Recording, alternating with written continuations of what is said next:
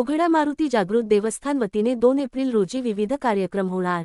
खेड बुद्रुक निंबोडी शिवेवर जागृत देवस्थान उघडा मारुती महाकाय शिवेच्या रूपात हनुमान प्रकट झाले। त्या दिवसापासून पुणे व सातारा जिल्ह्यातून येथून भाविक भक्त मोठ्या संख्येने येतात। या ठिकाणी भजन मंडळ व कीर्तन होणार असून भक्तांनी या कार्यक्रमाची शोभा वाढवावी असे आवाहन उघडा मारुती जागृत देवस्थान मंडळांनी केले आहे। बातमीसाठी श्रीरोहन वाघमारे लोणंद, मुख्य संपादक शौकत शेख।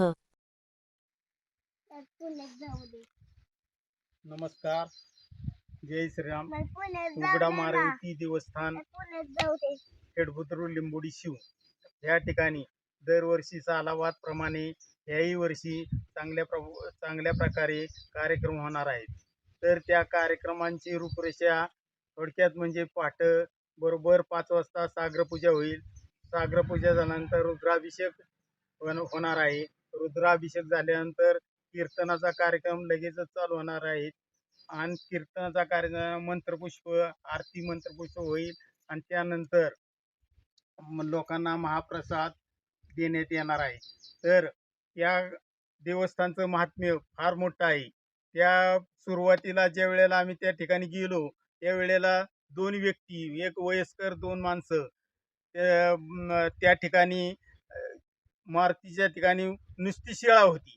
त्या शिळेवर जाऊन तिथं ते गप्पा मारत रात्रभर बसायचे आणि पहाटे दिवस उगवायच्या टायमाला त्या सूर्याच्याकडे लक्ष देऊन त्या ठिकाणी ते ज्या वेळेला सूर्य उदय व्हायचा त्या वेळेला त्या ठिकाणी नमस्कार करायचे आणि तेथून हलायचे। त्याप्रमाणे आम्ही त्या ठिकाणी गेलो लहान असतानाच।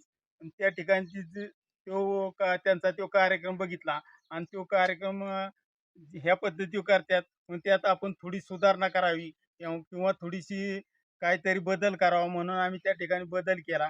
बदल केल्यानंतर आज त्या ठिकाणी जवळजवळ 25 ते 30 वर्ष उघडा मारुती देवस्थानचं काम चांगल्या प्रकारे, जन्मोत्सव चांगल्या प्रकारे साजर होत आहे।